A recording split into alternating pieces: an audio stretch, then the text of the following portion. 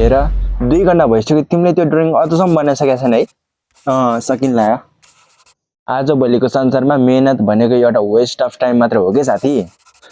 हो र होइन होला। हो भने तिमी यस्तो ड्रइङहरूमा एक्सपर्ट छौ म मान्छु, तर मैले भने मान्छु भने नि यस्तो कुरामा आफ्नो टाइम र वेस्ट खेरो नफाले। कुनै एउटा एआई एप ओपन गर, त्यहीँबाट हाई क्वालिटीको पिक्चर्सहरू जेनेरेट गर न, अनि त्यसपछि पेपरमा प्रिन्ट गर, भइहाल्यो नि। आजभोलि त तिम्रो भन्दा 10 गुणा बढी राम्रो पिक्चर्सहरू बनाइदिन्छ, त्यो पनि एकैछिनमा। तिमी मलाई के गर्नुपर्छ के गर्नु पर्दैन भनेर सिकाउनु पर्दैन के। एआईले तिमीलाई एकदम अल्ट्रा एचडीको पिक्चर्सहरू दिन्छ, तर स्किल्स दिँदैन। यो पेन्सिल यो ड्रइङले मलाई हाई क्वालिटीको पिक्चर्सहरू नदिए पनि यसले मलाई स्किल्स दिन्छ, पेसेन्स दिन्छ, जुन चिज तिम्रो त्यो एआईले दिन सक्दैन। साथी त्यो पेसेन्स होइन, हार्डवर्क, मेहनत भन्ने चिजहरू छ नि, त्यो बच्चाहरूले चिन्ने कुरा हो के। तिमी त अब ठुलो भइसक्यो त यार, म्याच्योर भइसक्यो, छोडिदियो कि यस्तो कुराहरूलाई। तिमीले जतिसुकै इफोर्ट लगाएर पनि के गर्नु, मान्छेहरूले हेर्ने भनेको रिजल्ट हो, result.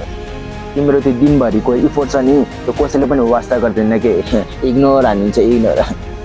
Smart work is more valuable than your effort हो क्या साथी आजभोलिको दुनियाँमा। तर smart work without foundation is nothing, empty.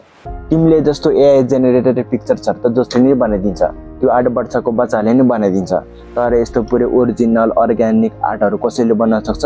त्यसको लागि त मेहनत चाहिन्छ, कन्सिस्टेन्सी चाहिन्छ, इफोर्ट चाहिन्छ। भोलि तिम्रो त्यो एआई बन्द भयो भने के गर्छौ, कसरी बनाउँछौ? पहिला सुरु एआई बन्द हुँदै हुँदैन, झन् एडभान्स इम्प्रुभ र अपडेटहरू भइरहेको हुन्छ।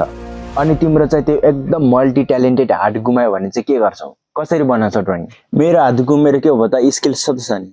अरे यार त्यही स्किल्स युटिलाइज गर्नलाई पनि हातै चाहिन्छ नि। यो एआईमा त हात नभए हुन्छ, भोइस टाइपिङ गरेर पनि मजाले जेनेरेट गर्न सकिन्छ क्या। ल ठिक छ, यो आर्टको मामलामा त एआई नै बेटर छ अरे। अनि अरू कुराहरूमा चाहिँ तिमी के गर्छौ? जस्तै अब तिमीलाई बाइक सिक्न मन लाग्यो भने, स्विमिङ सिक्न मन लाग्यो भने चाहिँ के गर्छौ? तिम्रो त्यो एआईलाई सोध्यो भने नि गाइड दिन्छ, नलेज दिन्छ, त्यो पनि पुरै लेटर्सको फर्ममा।